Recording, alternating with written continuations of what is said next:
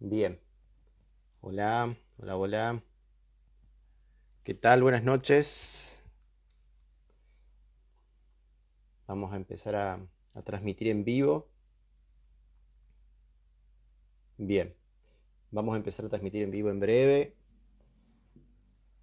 Vamos a esperar que se sume más gente. ¿Qué tal? ¿Qué tal? Después de tanto tiempo nos volvemos a juntar, a reunir para otro taller más. Este año hemos compartido varios talleres desde el municipio, algunos relativos a los monumentos en el pueblo, un recorrido de monumentos. También hicimos un recorrido en el cementerio municipal este año, bastante interesante. Hicimos también otro recorrido muy lindo que fue aplaudido y querido mucho por la gente, que fue el recorrido de los túneles subterráneos de Laguna Larga. Así que, bueno, esta noche nos juntamos de nuevo, una vez más, pero esta vez para hablar un poco sobre fantasmas, brujas, leyendas de Laguna Larga. Un poco vamos a empezar a estudiar a trabajar o a recorrer lo que ha sido la mitología de Laguna Larga, la construcción de estas leyendas de Laguna Larga.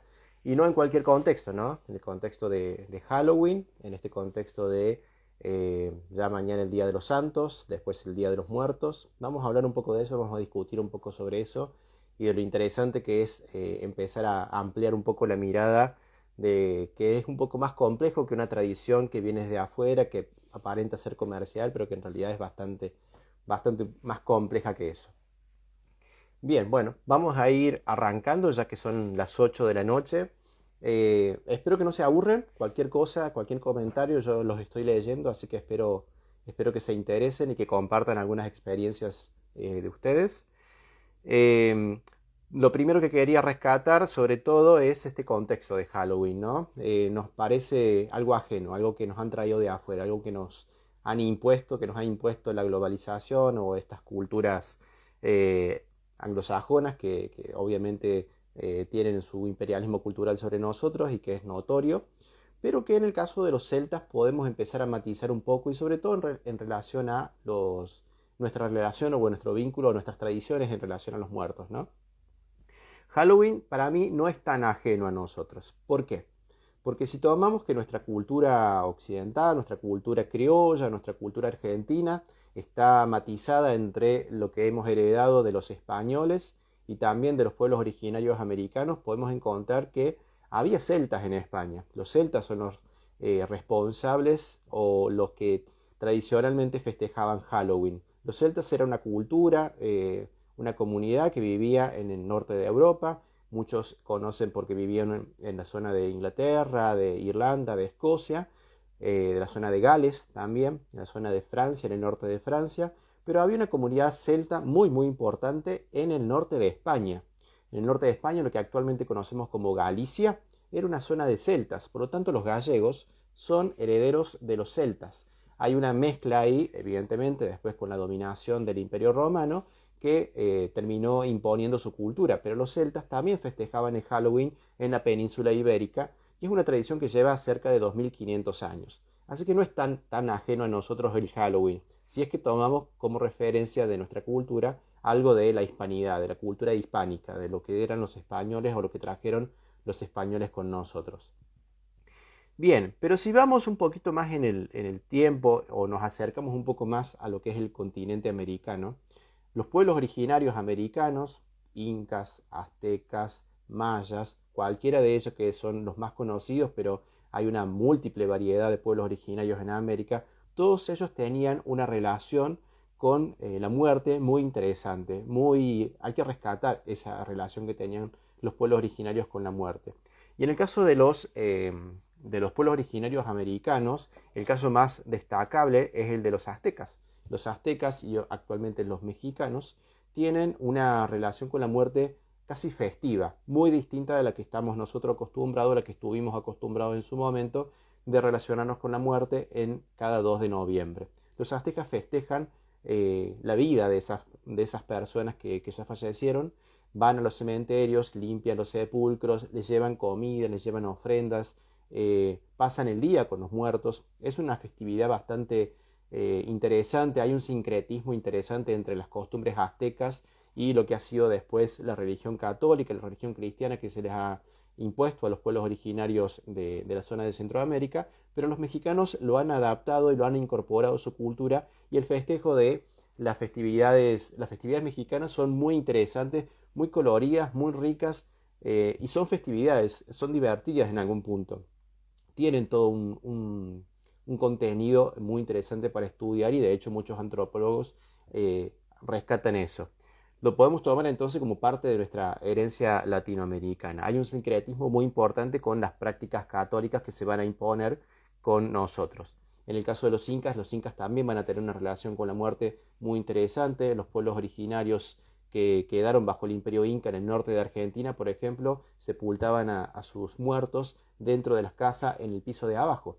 Era como muy común en las famosas urnas, las enterraban dentro de la casa porque se consideran que formaban parte del ámbito material de la casa y eran espíritus protectores, terminan convirtiéndose en espíritus protectores.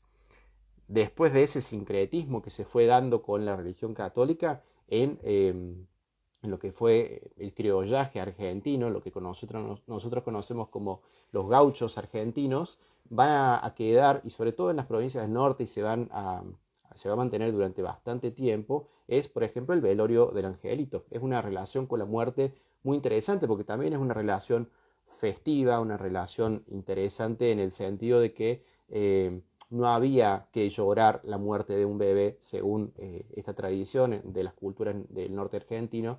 No había que llorar la muerte de un bebé porque ese bebé se convertía en un angelito automáticamente. No había tenido la posibilidad de cometer algún acto pecaminoso que lo terminara condenando al infierno. Así que directamente iba al cielo. Y eso había que festejarlo. Por eso los bebés que morían pequeñitos terminaban siendo vestidos de blanco, y se les solía hacer unas alitas de cartón o de papel que representaban las alitas de ese angelito. De hecho, las madres no podían inclusive llorar la muerte de ese angelito porque, según la tradición, también según cuenta la tradición, las alas se mojaban y el angelito no podía llegar al cielo si la madre lloraba. Miren la relación que tenemos con la muerte, una relación entre divertida o festiva y otra relación un poco más lúgubre, pero que ha ido modificándose con el tiempo. Y eso es lo interesante también de la cultura humana. Todas las diversas culturas humanas tenemos una relación con la muerte interesante y distinta y diversa. Las culturas son diversas. Y también lo interesante de la cultura es que va modificándose, cambiando, no es algo estático, es algo que se va enriqueciendo. En la actualidad entonces podemos decir que nos hemos enriquecido con el Halloween, pero no solamente porque se nos ha impuesto esta nueva versión, sino que nos hemos olvidado de nuestra forma de relacionarnos con los muertos. Hasta seguramente alguno de los mayores se acordará de lo que era cada 2 de noviembre ir al cementerio, lo que era el feriado del 2 de noviembre, que se va a sacar curiosamente durante la época de la dictadura militar. A mediados de los 70, finales de los 70, la dictadura militar va a sacar el feriado de carnaval y va a sacar el feriado del Día de los Muertos. Pero para la gente que vivió previamente a eso, recordarán seguramente haber ido cada 2 de noviembre en su feriado a limpiar el sepulcro, la tumba de los familiares, evidentemente con una relación de respeto, de bastante lúgubre, bastante más, se le podría considerar un poco más solemne. Era esa relación que tenían los adultos o las personas con la muerte cada 2 de noviembre. Pero a la par también se hacía como una especie de encuentro familiar, y había negocios, comercios que abrían especialmente ese día.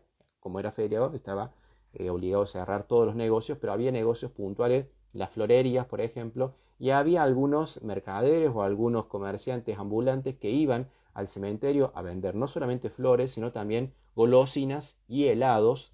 De hecho, mucha gente ha conocido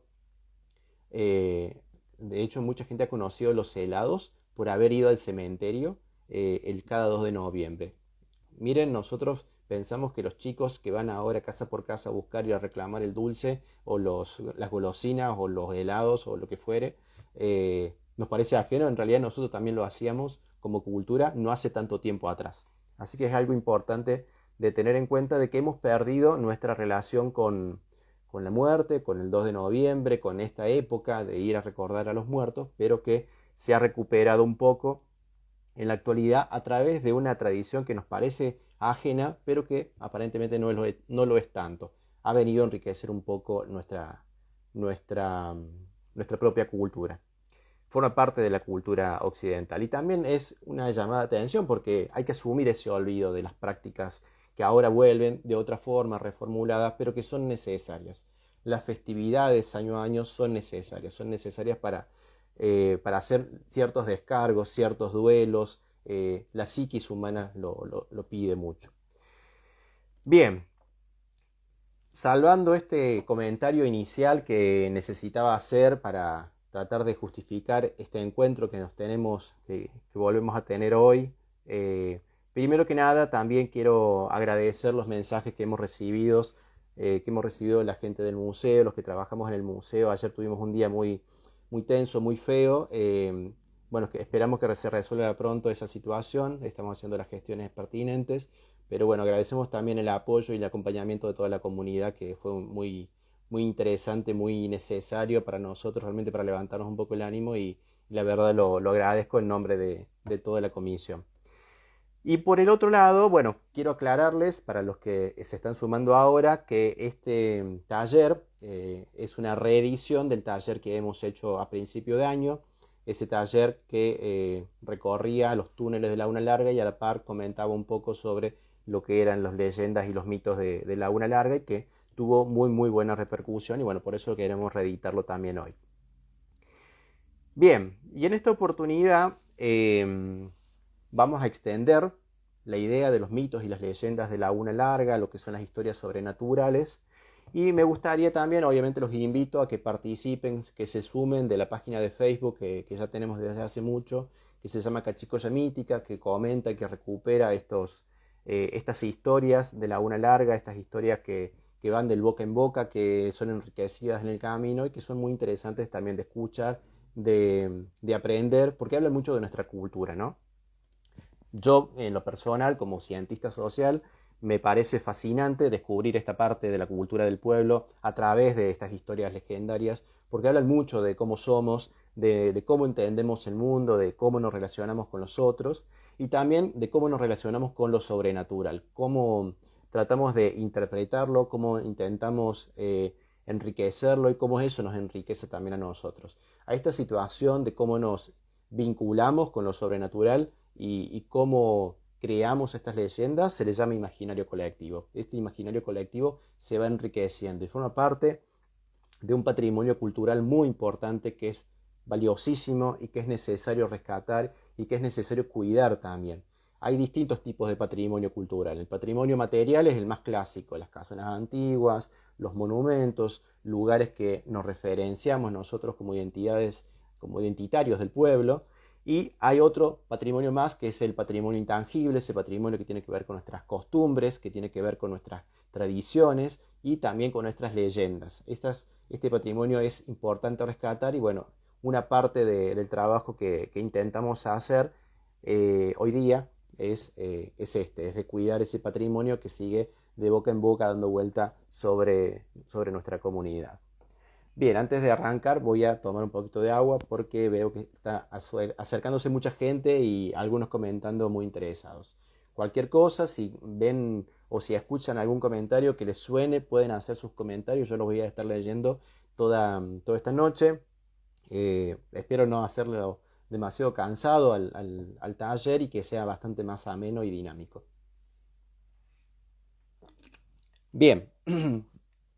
Como pueblo que estamos rodeados por una zona rural muy extensa y que en algún momento del pasado estuvo muy poblada, gran parte de lo que nosotros conocemos como las historias sobrenaturales de Laguna Larga en realidad son vivencias de la gente de campo. Esta gente de campo que con todas sus limitaciones empezaban a interpretar ese mundo con el que coexistían. Un mundo de campo donde a veces no había electricidad, no había transporte, las situaciones eran bastante duras, bueno, interpretaban el mundo a partir de esa forma de contactarse con el mundo. Y no hay que desmerecerlo como ignorancia. Yo personalmente considero que no hay que desmerecer estas costumbres como ignorantes o como supersticiones, porque es una forma de adaptar las creencias y las costumbres de una comunidad que son, como repetí recién, muy fluidas, muy fluidas y también muy enriquecedoras. Creo que el primer punto, el más clásico de las historias de campo, de las historias sobrenaturales de campo, está la idea de la luz mala. La famosa luz mala que teóricamente era una luz que aparecía en el medio del campo, en medio de la oscuridad, en situaciones a veces bastante escabrosas, donde la gente viajaba en su sulky en medio de la noche y veía un chispazo de luz en medio del campo y se persignaba y rezaba. Bueno, la luz mala actualmente le hemos encontrado una explicación científica que tiene que ver con una reacción que tiene el calcio al tomar contacto con el oxígeno y se da sobre todo en huesos de animales muertos y a veces de personas también que han quedado a veces olvidados en el campo. Esos huesos terminan reaccionando químicamente, pero eso no se conocía antaño y se decía que era el alma en pena de algún fallecido, de algún finado, y que evidentemente había que rezar y que había que persignarse, que había que orar por esa alma que estaba vagando en pena en medio del campo. La idea de la luz mala era muy común en el campo lagunense, en la zona rural nuestra, en la colonia, sobre todo en la zona del campo del norte, en los campos de El Hinojo, en esa región, en los campos cercanos a Matorrales y también muy cerca de los campos de Impira. ¿Por qué? Los campos de Impira tuvieron que sufrir a finales de los 70, por ejemplo, varias inundaciones. Las habían sufrido muchas, pero una de ellas fue bastante grave porque se llevó las tumbas del cementerio, se llevó los cajones, el cementerio básicamente o virtualmente desapareció a finales de los 70 y muchos de los restos de las personas que estaban enterradas ahí se dispersaron en el campo con la inundación. Eso generaba evidentemente muchos fuegos fatuos, que son estas famosas luz mala de antaño, ¿no? Así que miren qué interesante pensarlo, qué perturbador también encontrar esa luz en medio de la oscuridad en el campo, en épocas en que no se conocía esta explicación científica. Otra leyenda o otra historia sobrenatural muy común que hay en los campos es la de los caballos fantasmagóricos, estos caballos que aparecen de la nada, que se ponen a acompañar al carruaje de alguien, al carruaje, al sulky o a algún jinete que viajaba a la noche, y caballos que aparecen de la nada y que terminan desapareciendo así como habían aparecido, caballos que a veces tenían forma etérea, como verdosas, con un color verdoso, con un color blanquecino, y que acompañan al jinete, pero terminan esfumándose. Otra forma de estos caballos, de estos caballos fantasmagóricos, simplemente es el relincho y el galope a la noche en el campo. Se escuchaban en las casas de campo que algunos caballos descabritados, como enojados, galopaban muy potentemente por los campos de la zona y cuando se salía a buscarlos, se intentaba encontrarlos y agarrarlos, no estaban, no existían, eran solamente el ruido del relincho y el galope solo. Eso era bastante habitual. Otra cosa que nos pega muy de cerca a los lagunenses sobre todo es el campo de la batalla de la Laguna Larga, anteriormente conocida como la batalla de Oncativo. En los campos de la batalla, que actualmente está el monumento, el monolito a los caídos de la batalla de la Laguna Larga, cerca de la Laguna Cachicoya. En ese campo y en la región circundante, como sucedió este momento tan importante de la historia argentina, pero también un momento muy triste porque murieron cerca de 1000 personas, entre 800 y 1000 personas en ese campo de batalla, en ese encontronazo entre las fuerzas del general Paz y las fuerzas de Facundo Quiroga. Ese encontronazo va a significar que haya un montonazo de historias en el camino, historias de encuentro de huesos de finados, de que hayan muerto en esa batalla. Y algo muy curioso también tiene que ver con la gente que vivía cerca de ese campo de la batalla, en casas de campo, en chacras que estaban cercanas al campo de la batalla, que decían que atestiguaban ver un fantasma, un famoso fantasma que aparecía en los espejos, que se reflejaba como sombras, que a veces aparecía corporizado en algunas ventanas, que se manifestaba vestido como un soldado de época, no como un soldado actual, sino como un soldado de época. Y la gente ya había empezado a habituarse en la zona de la aparición de este fantasma, que le solían llamar y lo empezaron a bautizar como el fantasma del soldadito. Lo podemos tomar entonces como la leyenda del fantasma del soldadito. Inclusive no solamente en casas de campo de familia, sino también en un famoso bulín, en un bulo que había cerca de la laguna Cachicoya. Las mismas mujeres que trabajaban en ese lugar decían de que sí, que ya se habían habituado a que las puertas se cerraran o que aparecieran sombras donde aparecía este famoso soldadito. Otra cosa relacionada con la batalla de la Laguna Larga que es interesante y que también lo persigue mucho a la sombra de Facundo Quiroga, esta idea de un tesoro escondido, que Quiroga enterraba donde iba un tesoro que en realidad era parte de su equipaje, que era parte de lo que necesitaba llevar sí o sí para poder alimentar a sus soldados, para poder pagar los animales. Eso es algo interesante también de tener en cuenta y que sucede mucho y que se ha dispersado mucho en el norte de Córdoba y en La Rioja, de la leyenda de que Facundo Quiroga enterraba sobre todo en los momentos en que era derrotado en una batalla, enterraba un tesoro y que teóricamente estaría dando vueltas cercano a la laguna. Algunos dicen inclusive que ese tesoro estaba enterrado bajo el famoso algarrobo centenario de Laguna Larga. No lo sabemos y no recomiendo ir a cavar ahí porque necesitamos de ese algarrobo, ¿no? Bien, otra idea muy clásica y que la vamos a seguir hablando y retomando mucho es esta idea de las brujas en el campo. Se escuchaban a veces animales que se reían y muchos asociaban que parecían brujas y a veces algunos atestiguaban que se veían las brujas en el campo. Las brujas, como detestan a los caballos, vuelan en sus famosas escobas, también un símbolo relativo a las mujeres, ¿no? Y las brujas por lo general son mujeres, tiene que ver también una relación de género. Se puede hablar mucho sobre eso, ¿no? De sabidurías ancestrales y por qué las brujas son mal vistas. Bueno, las mujeres de la antigüedad se salían un poco de su rol de ama de casa, protectora, y se convertían en brujas porque tenían ciertas sabidurías y eran rechazadas por un mundo bastante masculino, ¿no? Pero en el contexto del campo, las brujas también eran referenciadas porque trenzaban las crines de los caballos y porque también enfermaban al ganado o porque también maldecían las cosechas. Así que se les echaban la culpa de haber generado siempre problemas en las comunidades, las comunidades rurales. Es muy interesante el lugar de las brujas en el campo, que es distinto del lugar de las brujas dentro de la comunidad urbana, dentro de la ciudad, dentro de los pueblos, ¿no? Bien, también el tema de las casas embrujadas, de las chacras embrujadas, de los campos embrujados, campos en los que no crece nada, campos en los que las cosechas siempre son malas, y también lugares donde las casas tienen una energía porque han sido habitadas durante mucho tiempo, donde empiezan a atestiguarse, sobre todo los habitantes actuales, atestiguan de que pasan cosas extrañas. Y en ese amplio abanico de decir cosas extrañas aparecen personas, los muebles se mueven, se cruje mucho, hay reacciones eléctricas, por ejemplo se prenden los televisores, la radio, las alarmas de la nada, y eso es algo muy puntual que sucede en una casa de campo cerca de Laguna Larga, que los habitantes ya están acostumbrados a convivir con esos ruidos y con esas manifestaciones, que es interesante pensarlo también cómo convivir con lo sobrenatural. Hay gente que ya directamente lo ha tomado como algo natural, ya no es tan sobrenatural, es algo natural para muchas personas. Así que larga que atestiguan sus moradores que suelen suceder estas cosas.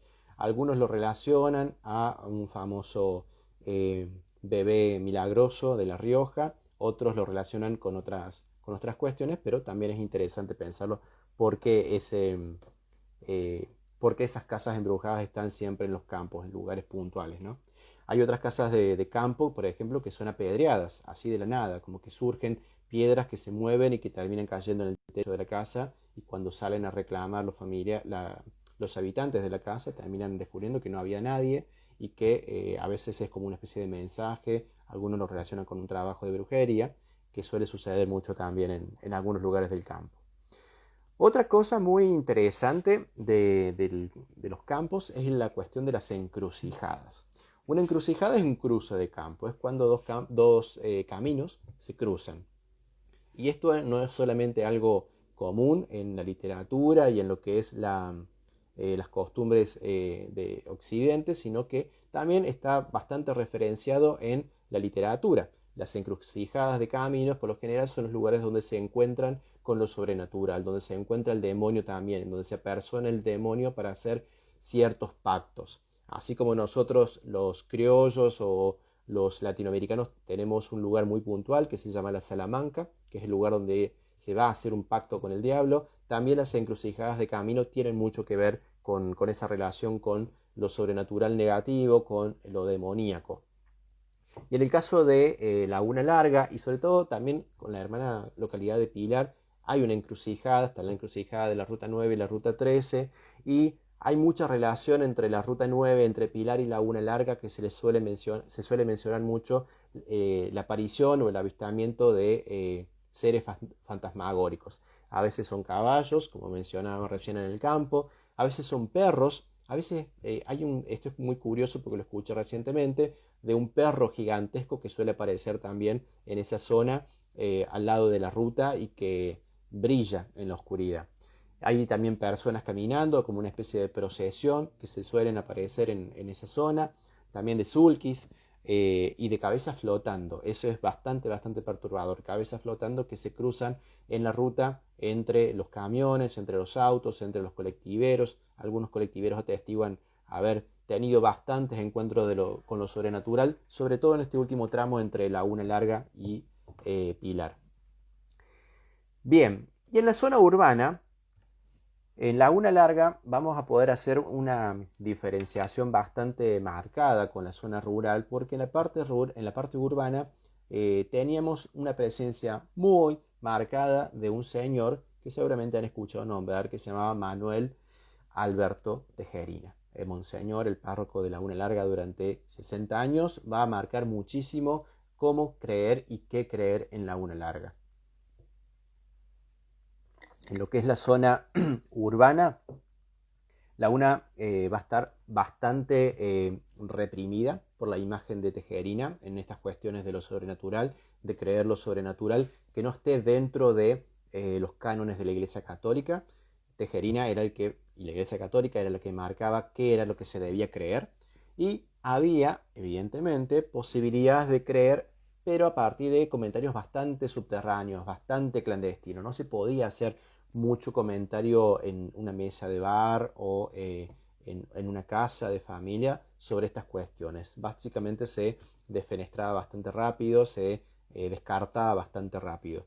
Pero existían y han trascendido y se han mantenido hasta el día de hoy.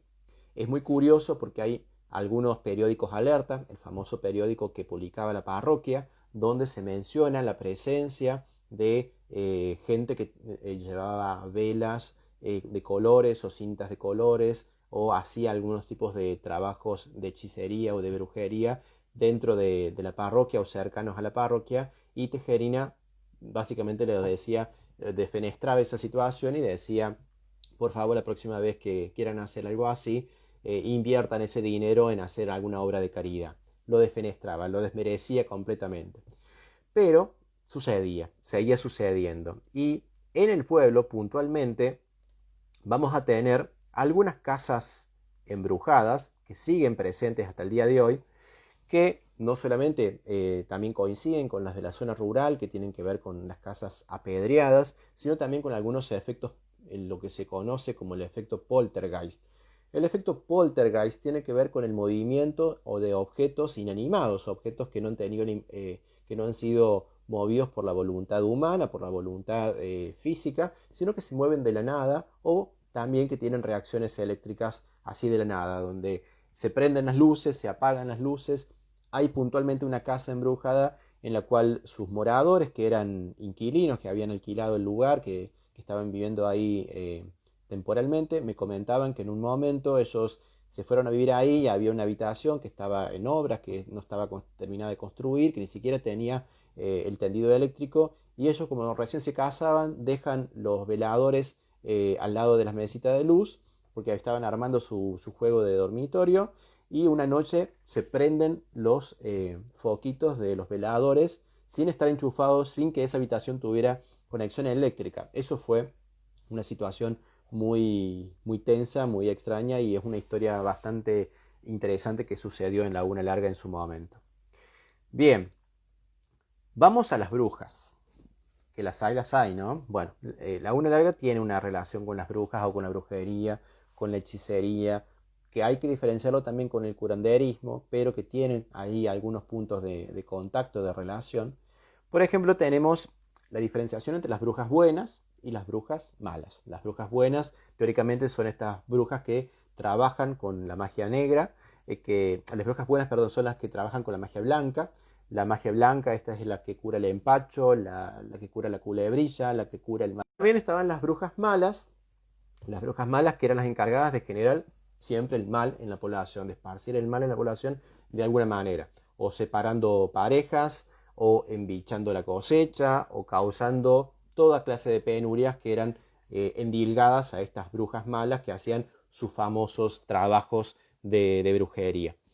Las brujas heredaban el poder, podían heredar su poder desde múltiples formas. Algunas de ellas solamente podían heredar ese poder a partir de alguna madre o de alguna abuela directa que le pasaba el poder en Viernes Santo. Ahí tenemos una relación entonces con la Iglesia Católica de que solamente en Viernes Santo, cuando Jesucristo muere, en ese día que es de luto teóricamente, bueno, es el único momento clave, o Semana Santa es el único momento clave en el cual se puede transmitir el poder de una madre o de una abuela a una bruja sucesora.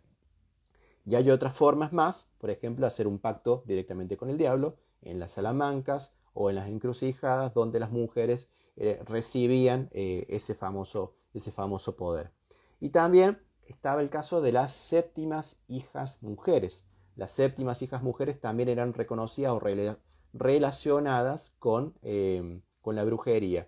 Así como el séptimo hijo varón, en continuidad, todos varones, se convertía en el lobizón, la séptima hija mujer se convertía en bruja. Es un paralelo y eso es bastante relacionado con nuestra cultura, que es bastante distinto de la brujería en Norteamérica o en Europa o en otras partes del mundo. Eso es bastante criollo. Esos detallitos son muy propios de nuestra cultura. Bien, como mencionaba recién, odian a los caballos, por eso se las suele caracterizar como levitando sobre escobas. Algunas directamente no necesitan la escoba, levitan. Y suelen realizar sus trabajos durante los martes y los viernes. Suelen utilizar mucho el lugar del cementerio. En Laguna Larga es bastante común encontrar objetos o todo lo que son los trabajos o elementos de trabajo de las brujas se suelen encontrar mucho en el cementerio, pero también suelen suceder que hacen los males a domicilio. Te llevan y te hacen la señal de la cruz con sal en la puerta de tu casa. A veces se han encontrado muñecas sin cabeza, pañuelos con sangre. Casi esto de las muñecas yo lo relaciono mucho con la cultura del vudú, con la cultura del macumbo africano, que también es algo sincrético que ha llegado a América a partir de estas culturas originarias. Y en el caso del cementerio, necesitan mucho del material que el cementerio provee. Entre ellos el agua bendita, que sabía tener Laguna Larga una pila bautismal, siempre con agua bendita ahí presente. El agua bendita la utilizaban las brujas para hacer también sus trabajos de brujería. Y la tierra sagrada. La tierra sagrada, de hecho los cementerios también se les llama Campo Santo. La tierra donde están sepultados nuestros ancestros, nuestros familiares, está bendecida, así que es una tierra que se puede utilizar para hacer los trabajos de brujería. Algo muy común también de encontrar en el cementerio de Laguna Larga y que es bastante perturbador, tiene que ver con los santos sin cabeza, que tiene que ver con la relación con los trabajos de brujería. A veces hay estatuillas de santos a los que se les ha cortado, evidentemente con voluntad, la cabeza. Y detalle a no pasar por alto, la Virgencita que estaba en la Laguna Cachicoya, la famosa imagen de Estela Maris, también se le cortó la cabeza, le sacaron la cabeza. Y eso es como, no sé si es tan casual, Para mí es algo voluntario. Así como los santos están sin cabeza, también aparecen las cruces invertidas. Las cruces invertidas es algo muy común de aparecer en el cementerio en relación a trabajos de brujería. Y esto es una constante que me han dicho los cuidadores del cementerio, los encargados del cementerio, que cada tanto tienen que hacer ese tipo de limpiezas bastante macabras, que es sacar velas de colores, cintas, las famosas velas negras y velas rojas, sacar estampitas del famoso San la Muerte, que era invocado para hacer el daño a ciertas personas. También, y en algunos momentos bastante macabros, han tenido que encontrar animales mutilados dentro del cementerio. Bueno, las clásicas gallinas desplumadas o plumas de gallinas por todas partes. También algunos cachorritos de perros sin cabeza. Eso ha sido bastante, me imagino la situación de encontrar eso, ha sido bastante fuerte para quien tiene que trabajar ahí. También los sapos con la boca cocida y con fotos dentro. Eso es algo común y muchos cuidadores del cementerio o cuidadoras que están en el cementerio en la actualidad lo atestiguan y dicen que es una cosa cotidiana, sobre todo después de los martes, de los viernes. Algunos inclusive dicen que los 31 de diciembre son los momentos claves donde se hacen este tipo de cosas, ¿no? Una situación de magia negra o de trabajo de magia negra que tenemos históricamente registrado en Laguna Larga, que salió en el noticiero y que salió en algunos diarios de tirada provincial, fue un suceso que ocurrió en la Escuela La Prida en 1982. En 1982 todavía estábamos en dictadura militar y en ese momento era, y esto lo recuerdo porque me lo atestiguó la famosa maestra Edith Rocha, ya desaparecida, recientemente desaparecida, me lo atestiguó en una entrevista y ella en su momento era inspectora zonal. Edith me contaba que en los diarios solamente había trascendido que habían hecho daño, que habían entrado a la escuela y que habían hecho daño, pero que ella, junto con las maestras y con la directora, ella era inspectora zonal, tuvo que entrar a la escuela La Prida y lo primero que encontró fue una situación de un trabajo de macumbo, fue la palabra que ella usó, era un macumbo, habían agarrado las banderas, habían dispersado elementos de brujería y a ella la imagen la había perturbado mucho y se le había quedado en el recuerdo esa imagen. Un trabajo de magia negra dentro de una escuela pública. Un daño también muy recordado por esa generación, ¿no? También relacionados con la brujería en Laguna Larga tenemos la presencia de dos, a ver si lo podemos llamar entes o personificaciones de mujeres que salían a asustar a la gente en Laguna Larga o que solían asustar a la gente en Laguna entre los 80 y los 90. Una de ellas fue la famosa llamada Gata Negra. La Gata Negra era una mujer teóricamente relacionada con la brujería que salía a la noche vestida de negro. Algunos decían que saltaba a los techos de las casas, algunos decían también que aparecía en las callejuelas y asustaba a la gente a la madrugada y que, bueno, fue perseguida, no fue encontrada, fue perseguida por mucha gente, por la misma policía, pero nunca fue hallada la persona responsable que hacía eso. No se sabía si era una mujer o un hombre, pero se sospechaba que podía ser una mujer. Y otra presencia bastante conocida o recordada por alguna generación fue la de la novia blanca. La novia blanca teóricamente también era una mujer que aparecía en algunas zonas del pueblo, entre el cementerio, algunos la referenciaban como que aparecía en la zona de Gomagar, de la callejuela de Gomagar, de la vieja ubicación de Gomagar. La novia blanca teóricamente era una bruja que levitaba y que si la gente caminaba por la noche, escuchaba que le silbaban por la espalda, no tenía que darse vuelta, sino que tenía que persignarse porque podía parecérsele la presencia y hacerle daño o asustarla o lo que fuere. Algunos atestiguan haberla incluso perseguido a la famosa novia blanca, pero nunca tuvimos certezas de quién fue. Lo curioso de estas apariciones es que aparecen un tiempo, desaparecen y vuelven a ponerse, no sé si de moda, pero se empieza a escuchar el boca en boca en el pueblo, ¿no? Bien, otra muy latinoamericana, una presencia, un ente fantasmagórico que suele aparecer en todas las zonas de Latinoamérica es la famosa Llorona, que se extiende desde México hasta la Argentina, cada cual con su adaptación. En la ciudad de Córdoba tenemos una Llorona muy conocida y que antaño se la conocía como la Pelada de la Cañada, que era una mujer sin pelo, que también aparecía en lo que es actualmente el arroyo de la Cañada. Aparecía ahí en esa zona y terminaba asustando y a veces dando palos a quien se le intentara hacer el valiente.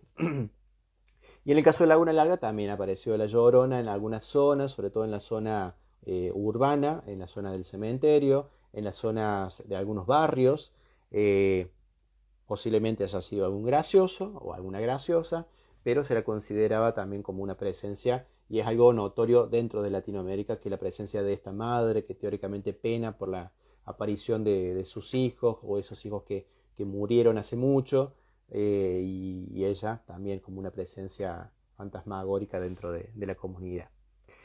Hablando de presencias sobrenaturales que lloran, no puedo dejar pasar por alto la presencia o el llanto de la Virgen María de Nuestra Señora del Rosario, de nuestra versión de Nuestra Señora del Rosario, que se dio en Laguna Larga en el 2013.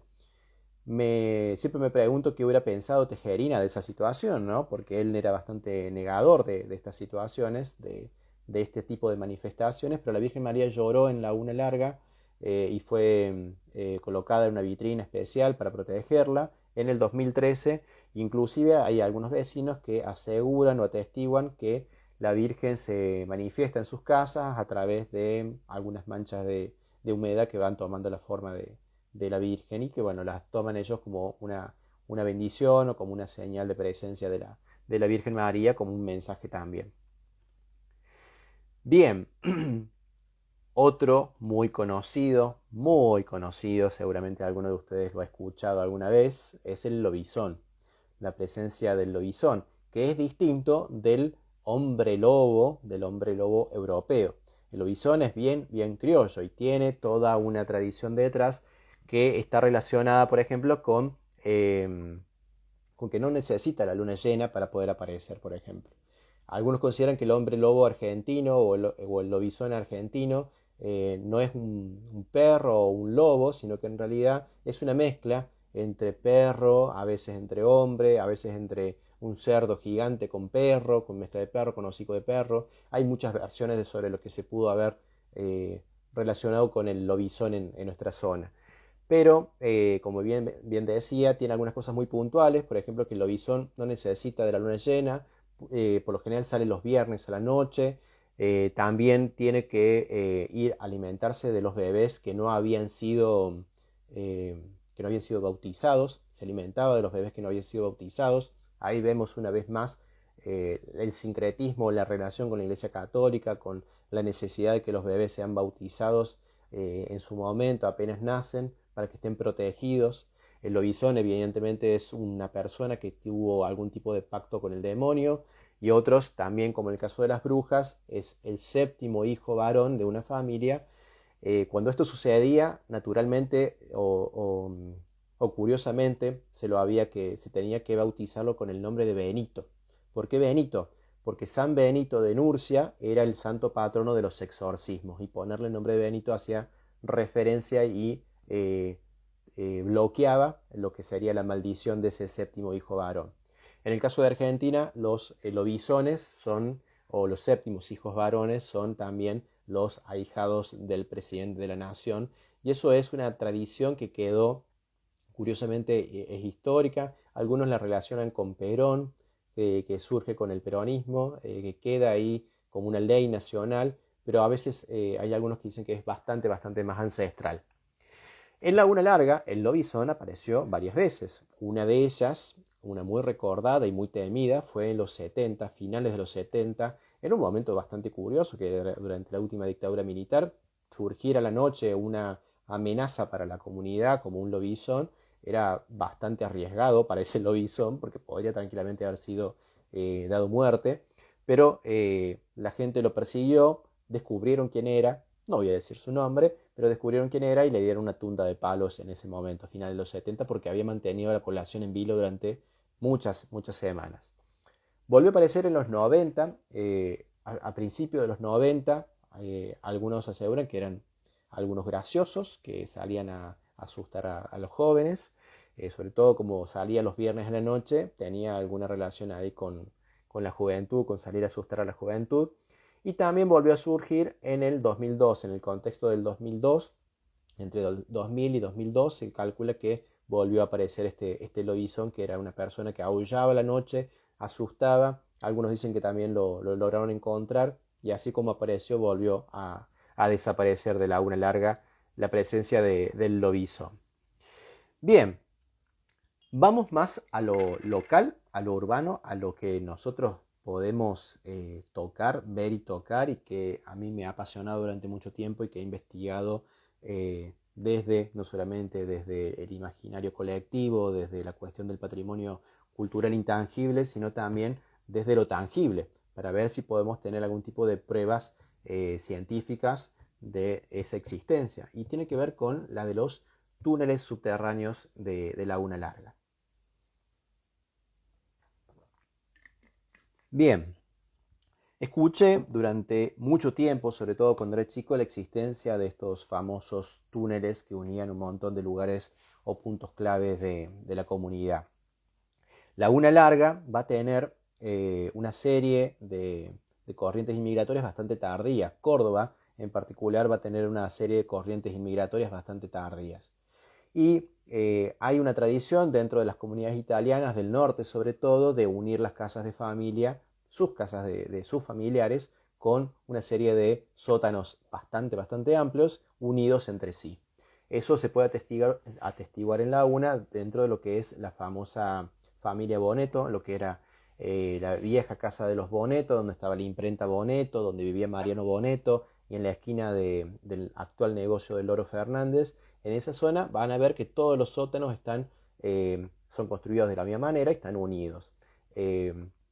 Esa idea queda dentro de las probabilidades de por qué existían estos túneles. Pero lo curioso es que estos sótanos estaban unidos y solamente tenían un entrepiso de madera. Pero hay otros lugares donde hay que bajar bastante para poder llegar a estos sótanos, y son sótanos particularmente extraños porque son muy alargados, muy raros, tienen una construcción abovedada y tienen una construcción de ladrillo visto muy característico. He tenido la oportunidad de investigar con un grupo de investigadores de la ciudad de Córdoba. Se le llama el grupo Esperiotúnel, que se dedica a investigar espacios cavernosos y túneles curiosos de nuestra provincia. Se llegaron puntualmente al sótano del Centro Artístico Musical, que es el sótano más referenciado en esta serie de lugares donde se pueden unir. Y en el sótano del Centro Artístico Musical logramos encontrar una parte que se rompía un poco con lo esperable. Logramos sacar un ladrillito de ahí y poner una sonda que continuaba y continuaba y continuaba y continuaba y no terminaba nunca. Así que hay mucho para investigar sobre lo que son los sótanos o túneles de Laguna Larga. El del Centro Artístico Musical es el más accesible porque está en un ente que es de uso común y comunitario, así que si pueden ir a verlo, la verdad es que es una experiencia, porque hay que bajar bastante para ir y es bastante laberíntico llegar hasta ahí. Pero también hay otros lugares, por ejemplo, el de lo que era la vieja Casa Andreoli, debajo de lo que era la Casa Andreoli, actualmente lo que es el supermercado Boglione. También hay un sótano de similares características con una serie de construcciones abovedadas, hay una escalinata, hay ladrillo visto, hay piso también hecho de ladrillo.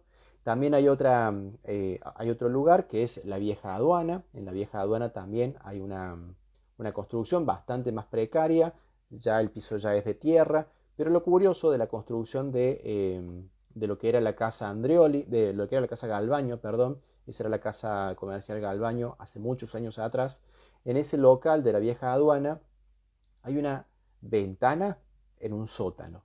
Eso es algo muy extraño. Y lo curioso y lo más curioso de esa ventana es que está tapiada, pero está tapiada del lado de la ruta. Así que es casi fascinante pensar que puede estar habiendo del otro lado de esa ventana dentro de un sótano. Testimonios, otro lugar más dentro del pueblo es la vieja casa de la familia Romero Díaz. Actualmente es una casa abandonada que ha sido vendida y que está pronta a ser demolida, que es la casa de la familia de Abelardo García Oria, del ingeniero.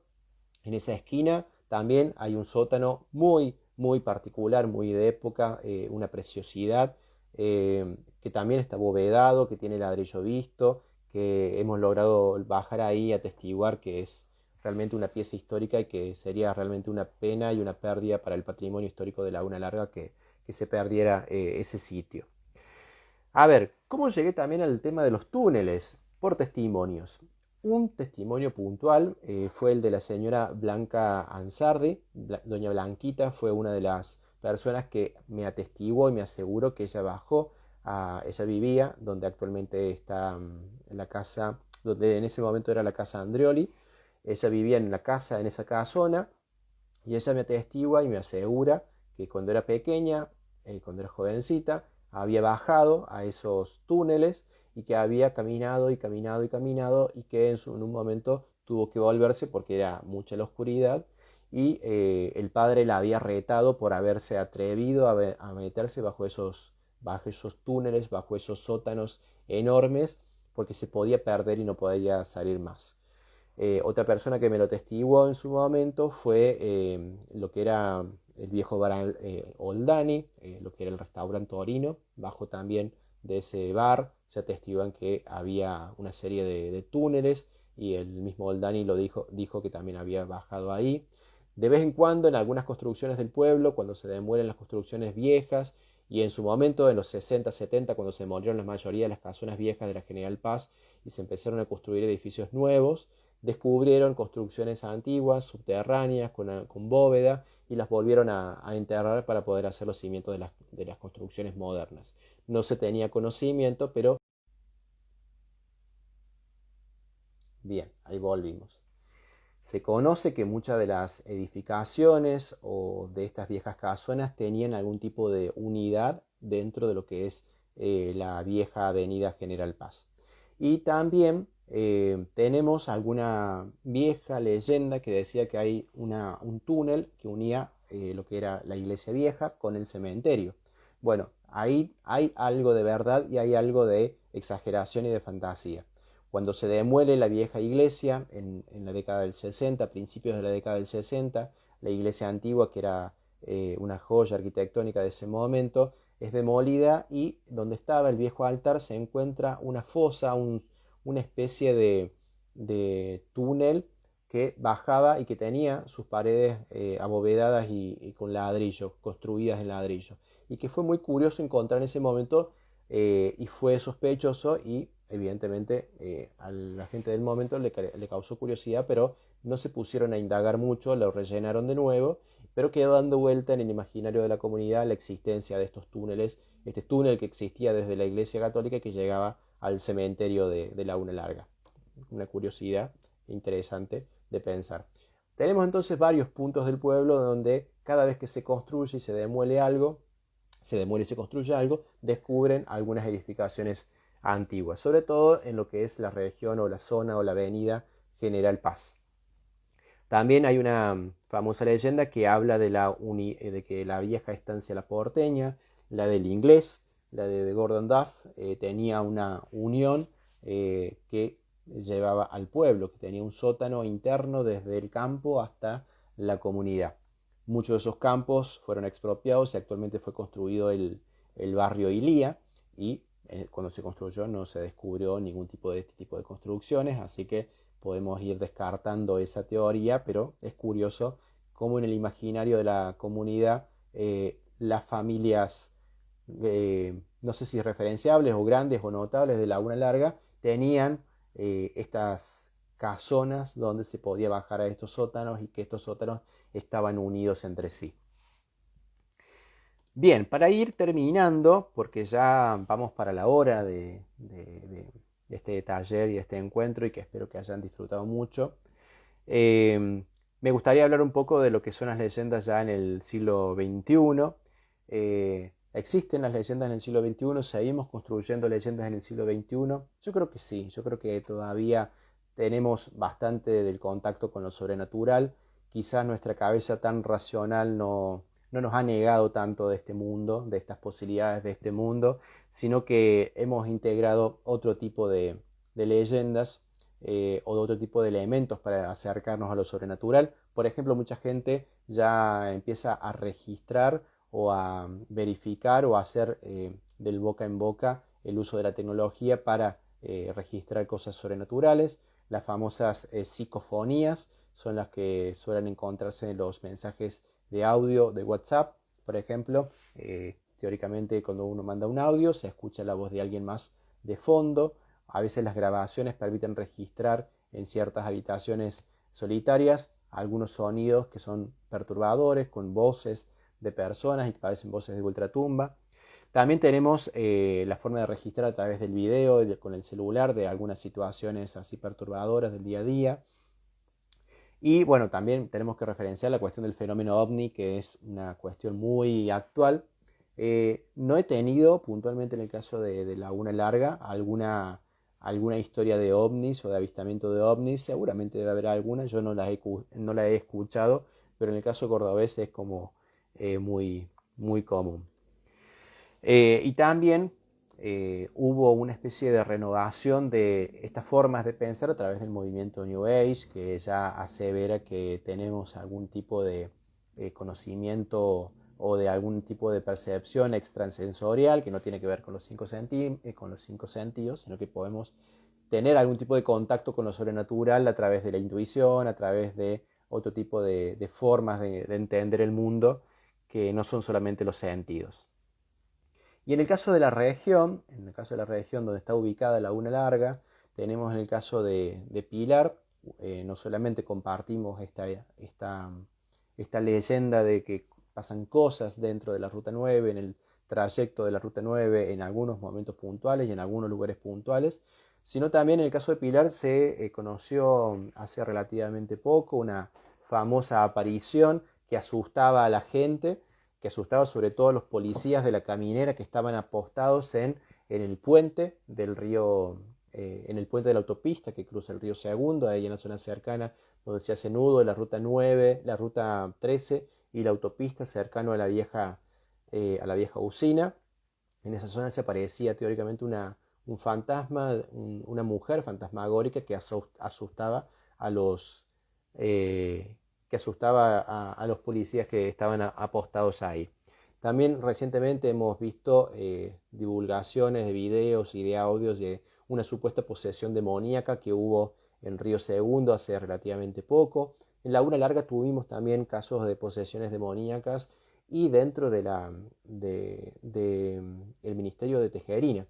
Y eso es muy curioso. Tejerina, como fue formado en una generación bastante anterior al Concilio Vaticano II, que es la que va a marcar los límites de quién puede hacer exorcismo y quién no, Tejerina fue formado como exorcista también, así que él estaba habilitado para hacer exorcismo dentro de Laguna Larga. Y en el caso de Costa Zacate, por ejemplo, allí hay una leyenda muy, muy conocida, también relacionada eh, eh, con la famosa Llorona, con una versión de la Llorona que en Costa Zacate se le conocen como la leyenda de la Gioconda. Es curioso, pero también está relacionado con esta mujer que se aparece penando por la muerte de sus hijos. Bien, me estoy quedando sin voz, vamos a cerrar acá, espero que hayan disfrutado de este encuentro de Halloween, de este breve repaso de las leyendas de Laguna Larga. Los invito nuevamente a que se sumen a la página de Facebook de Cachicoya Mítica, donde recuperamos estas historias, donde nos interesa recuperar el imaginario colectivo de Laguna Larga y de estos encontronazos y acercamientos con lo sobrenatural. Y también los animo a que compartan sus historias, las historias que sus ancestros, abuelos, padres hayan compartido con ustedes de la vida en el campo, de la vida sobrenatural. Y si ustedes han vivido alguna en carne propia, también estaría muy bueno que la compartieran. Y bueno, para finalizar el video, feliz Halloween. Mal que nos pese, está muy presente en la cultura nuestra el Halloween actualmente. Podemos tener este tipo de otro nuevo acercamiento con lo sobrenatural dentro del 2 de noviembre, dentro del 1 de noviembre, dentro del 2 de noviembre como el Día de los Muertos, cómo lo festejaban, cómo lo celebraban o cómo se acercaban nuestros ancestros, nuestros abuelos. Podemos recuperar algo de eso también. Y espero que hayan disfrutado de este encuentro. Yo lo disfruté mucho y espero que, bueno, que se sumen, que compartan y que nos volvamos a encontrar en breve. Cuídense mucho, síganse lavando las manos, mantengan la distancia social, estamos en un tiempo difícil y hay que cuidarnos entre todos. Muchas gracias a la Municipalidad de Laguna Larga por la oportunidad como siempre y nos vemos pronto. Cuídense mucho. Chau, chau.